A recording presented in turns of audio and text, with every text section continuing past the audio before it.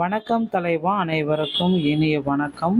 இன்னைக்கு நம்ம இந்த ஒரு வீடியோவில் இதை பற்றி பார்க்க போகிறோம் அப்படின்னு பார்த்தீங்கன்னா, மகளிர் உரிமை தொகை டிவிகே திட்டத்தில் மகளிர் உரிமை தொகை 2500 அறிவிச்சிருக்காங்க. இந்த 2500 ரூபாய் எப்பொழுது வரங்க இருக்காங்க? ஸோ தமிழ்நாட்டில் ஏற்பட்டுள்ள ஆட்சி மாற்றத்திற்கு பிறகு மகளிர் உரிமை தொகை திட்டம் தொடருமா என்பது குறித்து தற்பொழுது நிலையை விளக்குகிறது புதிய முதலமைச்சராக பொறுப்பேற்றுள்ள ஜோசப் விஜய் தேர்தல் வாக்குறுதிகளில் அறிவித்தபடி மாதந்தோறும் 2500 வழங்கும் திட்டம் எப்பொழுது செயல்படுத்தப்படும் என்பது குறித்த எதிர்பார்ப்புகள் இதுவரை விவரிக்கிறது.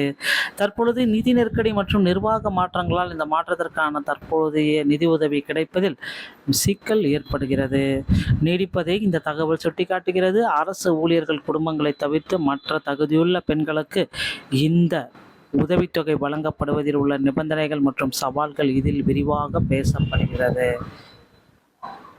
பழைய திட்டத்தின் கீழ் வழங்கப்பட்ட 1000 தொடர்ந்து கிடைக்குமா அல்லது புதிய உயர்வு அமல்படுத்தப்படுமா என்ற மக்கள் கவலைகளும் இதில் விளக்குகிறது. இறுதியாக முன்னாள் முதலமைச்சர் ஸ்டாலின் இந்த திட்டத்தை தடையின்றி தொடர வலியுறுத்த செய்தியுடன் அரசாங்கத்தின் அடுத்த கட்ட அறிவிப்பை நடத்தும் அப்படின்னு சொல்லியிருக்காரு.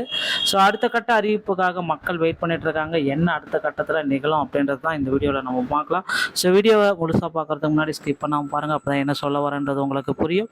மதிப்புமிகு மகளிர் உரிமை திட்டம் 2500 உரிமை தொகை. ஸோ இந்த உமன்ஸ்க்காகவே இதை கொடுத்துருக்காங்க. திட்டத்தின் முக்கிய அம்சங்கள் மற்றும் தகுதிகள் அப்படின்னு நம்ம பார்க்குறப்ப 2500 மதிப்புமிகு மகளிர் திட்டம் 60 வயது வரை உள்ள அனைத்து தகுதியுள்ள குடும்ப தலைவிகளுக்கும் மாதந்தோறும் 2500 உரிமை தொகை வழங்கப்படும். யாருக்கு கிடைக்காது? மாநில மற்றும் மத்திய அரசு ஊழியர்களாக இருக்கும் குடும்பங்களுக்கு இந்த திட்டத்தின் கீழ் நிதி உதவி வழங்கப்பட மாட்டாது. ரேஷன் கார்டு அவசியம். அனைத்து வகை ரேஷன் கார்டு வைத்திருப்பவர்களுக்கும் அரசு ஊழியர்கள் தவிர இந்த திட்டத்தின் கீழ் பயன்பெற தகுதி ஆனவர்கள்.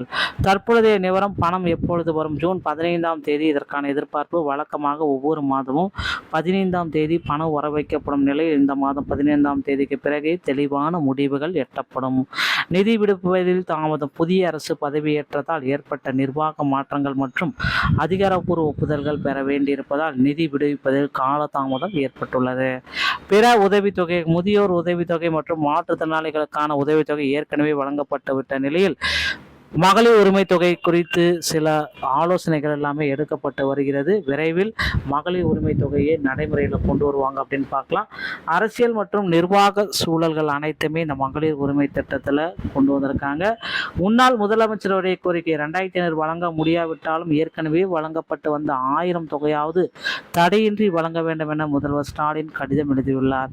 கடந்த கால முன்பணம் முந்தைய அரசு தேர்தல் அறிவிப்புக்கு முன்னரே பிப்ரவரி முதல் ஏப்ரல் வரை மற்றும் கோடை கால தொகுப்பாக 5000 வழங்கியிருப்பது குறிப்பிடத்தக்கது.